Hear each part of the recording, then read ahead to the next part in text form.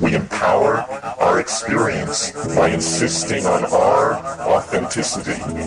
It's a wonderful thing to learn to be able to stand up and yell bullshit, because so much is being slung, and nobody is talking about the primacy of experience and the dignity of the individual.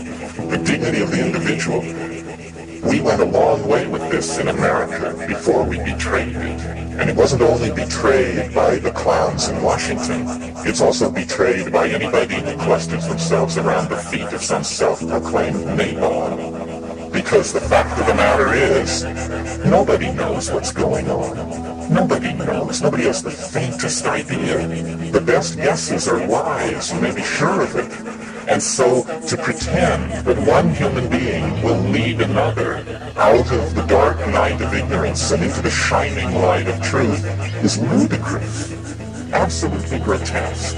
A product of this empowering of the human image that has gone on through several thousand years of dominator culture.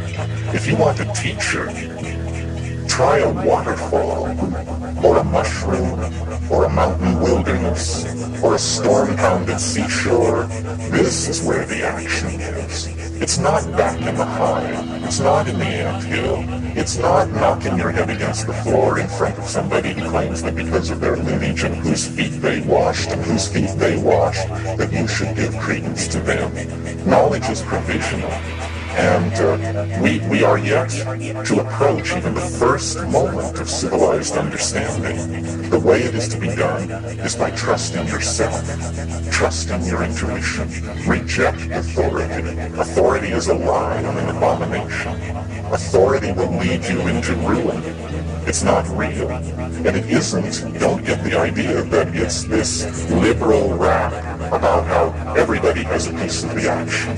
You know, the Jews know something, the Buddhists know something, the Huichol know something. Nonsense. Rubbish. Nobody knows anything. These are different kinds of shell games that have been worked out by priestly castes of people to keep things under control. Institutions seek to maximize control, control, control. That's what they're into. Did you think they were in the business of enlightening you? Saving your soul? Forget it. Control is what this is all about. And to the degree that we commit ourselves to ideology, we are poison. Any ideology. Marxism, Catholicism, objectivism, you name it. Rubbish. All rubbish. What is real is experience. What is real is this moment. And so then what it becomes about is what are the frontiers of experience? How much of that has been taken away from us by these dominators, by these priesthoods, by these cults, by these philosophical shell games? Well, a lot. That's the whole story of history. Our growing unease, our growing disease, our malaise is all about the fact that we are kept from the wellspring of experience. We are sexually repressed. You may not feel it, but look back 100 years to a world where pianos wore pants. You know, we made a little progress on the sexual thing. Maybe not. Maybe more or less than we think. But we are repressed in all of these areas. And we are particularly repressed in the area that relates to the psychedelic experience. Because it is raid to the dominator insect invasion. They can't take it, they can't stand it, because it empowers the individual, it dissolves the cheerful model of science, it's just exposed as, you know, a nice story. It enriches the accessible universe tenfold, 100-fold, 1,000-fold. It makes the individual complete within his or herself, and this completion of the individual is extremely destructive to the plan of the dominators, which is that you will be a cog in a machine. You will participate in the life of an organization, not your life, the life of an organization. You will go to some bullshit job, you will pour the best years of your life and your genius and your hopes into this. You will serve an institution. You will serve. Well, it's a bad idea for free people to go along with this. A much better idea would be to insist on the dignity of human beings, to recognize that the freeing of slaves, the giving of the vote to women, the ending of public whippings, that this program of political enlightenment must also then include hands-off on how people want to relate to changing their minds. We are not interested in being sexually regulated by the state, and we are not interested in being intellectually, spiritually, emotionally manipulated by the state. The state should stand down in this issue. The state is acting as the enforcing arm of the dominator culture, specifically the fundamentalist screwballs, who, are horrified by all this, by the notion that people would claim the authenticity of their own minds, that people would stand in the light of nature and reject original sin and the guilt from Eden and, the sins of the fathers and all this rubbish which is handed down.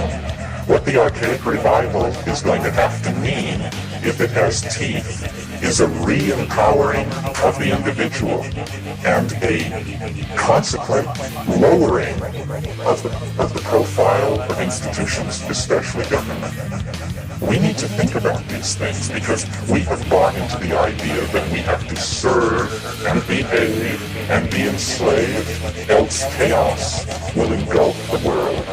We need to carry out our analysis of the situation to the point where we can embrace chaos and see that chaos is the environment in which we all thrive. If we continue as we have, then, we're doomed. And the judgment of some higher power on that will be, they didn't even struggle. They went to the boxcars with their suitcases and they didn't even struggle. This is too nightmarish to contemplate.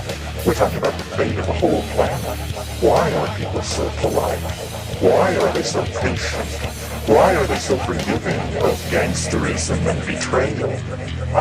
It's very difficult to understand. I believe it's because the dominator culture is increasingly more and more sophisticated in its perfection of subliminal mechanisms of control. And I don't mean anything grandiose and paranoid. I just mean that through press releases and sound bites and the enforced idiocy of television, the drama of a dying world has been turned into a soap opera for most people. And they don't understand that it's their story and that they will eat it in the final act. If somewhere between here and the final act, they don't stand up on their hind legs and howl. So this whole effort to bring the psychedelic experience back into prominence is an effort to empower individuals and to get them to see that we are bled of our authenticity by vampirish institutions that will never of their own accord leave us alone.